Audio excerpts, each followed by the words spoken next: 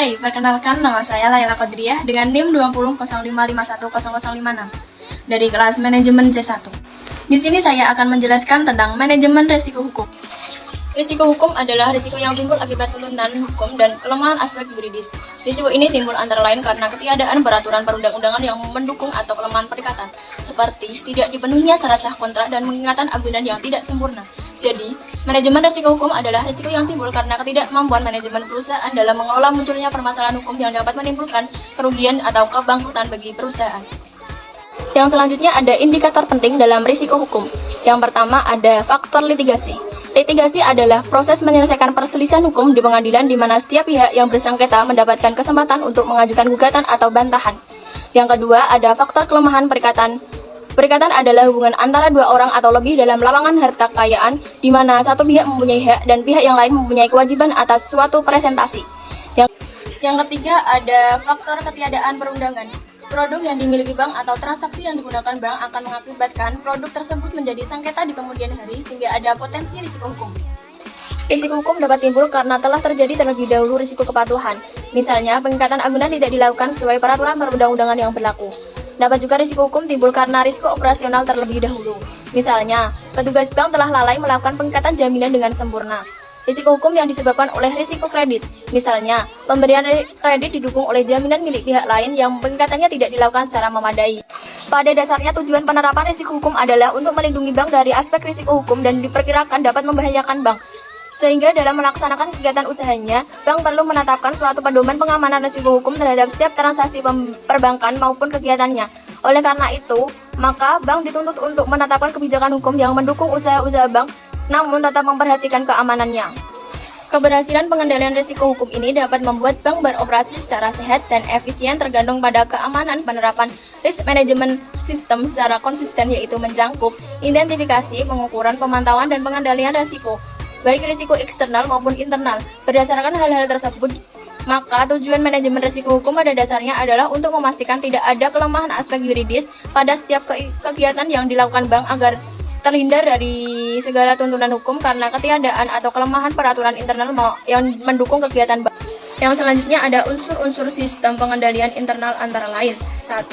Struktur organisasi yang memisahkan tanggung jawab fungsional secara tegas. Tanggung jawab fungsional ini, setiap organisasi harus menjalankan tugasnya secara tegas dengan disertai kepercayaan dan tanggung jawab sesuai dengan undang-undang. Yang kedua ada sistem wewenang dan prosedur pencatatan yang memberikan perlindungan yang cukup terhadap aktiva, utang, pendapatan, dan biaya. Setiap wewenang yang diberikan kepada setiap lembaga harus memiliki arsip atau prosedur pencatatan atau pendanaan ulang sesuai dengan data aktiva atau utang yang ada. Yang ketiga, ada praktik yang sehat dalam melaksanakan tugas dan fungsi setiap unit. Setiap unit harus melaksanakan tugas dan fungsinya sesuai dengan peraturan perundang-undangan yang telah ditetapkan. Serta setiap lembaga harus melaksanakan tugasnya sesuai amanah yang telah diberikan dan mengerjakannya secara transparan. Yang keempat, ada karyawan yang mutunya sesuai dengan tanggung jawabnya. Setiap karyawan harus memiliki skill atau kemampuan yang sesuai dengan keahlian yang dimilikinya, agar dapat mengerjakan tugas secara tanggung jawab dengan baik. Proses identifikasi, pengukuran, pemantauan, dan pengelolaan risiko, serta sistem informasi manajemen risiko hukum. Dalam melakukan penerapan manajemen risiko melalui proses identifikasi, pengukuran, pemantauan, dan pengendalian risiko, serta sistem informasi manajemen risiko untuk risiko hukum. Selain itu, pada setiap proses, bank harus menambahkan beberapa penerapan sebagai berikut. Yang pertama ada identifikasi risiko hukum. Pelaksanaan identifikasi untuk risiko hukum yaitu melaksanakan identifikasi seluruh risiko secara berkala, melakukan identifikasi risiko pada seluruh produk dan aktivitas bisnis bank, dan proses identifikasi risiko dilakukan dengan menganalisis seluruh sumber risiko yang paling sedikit dilakukan terhadap risiko dari produk dan aktivitas bank. Yang kedua ada pengukuran risiko hukum. 1. Bank harus memiliki metode pengukuran risiko untuk risiko hukum yang memadai dan terintegrasi dengan kerangka manajemen risiko bank, baik menggunakan pendekatan secara kuantitatif maupun kualitatif. 2. Dalam pengukuran risiko hukum, bank dapat antara lain menggunakan indikator atau parameter berupa potensi kerugian akibat tuntutan litigasi, pembatalan perjanjian yang disebabkan oleh kelemahan perikatan, terjadinya perubahan peraturan perundang-undangan yang menyebabkan produk bank menjadi tidak sejalan dengan ketentuan yang ada. Yang ketiga ada pemantauan risiko hukum. Pelaksanaan pemantauan untuk risiko hukum mengacu pada cakupan penerapan secara umum, yaitu menyusun dan menetapkan mekanisme persetujuan transaksi, termasuk yang melampaui limit dan kewenangan untuk setiap jenjang jabatan. Yang keempat ada pengendalian risiko hukum. 1. Suatu kerja atau fungsi yang membawakan bidang hukum harus melakukan kaji ulang secara berkala terhadap kontrak dan perjanjian antara bank dengan pihak lain.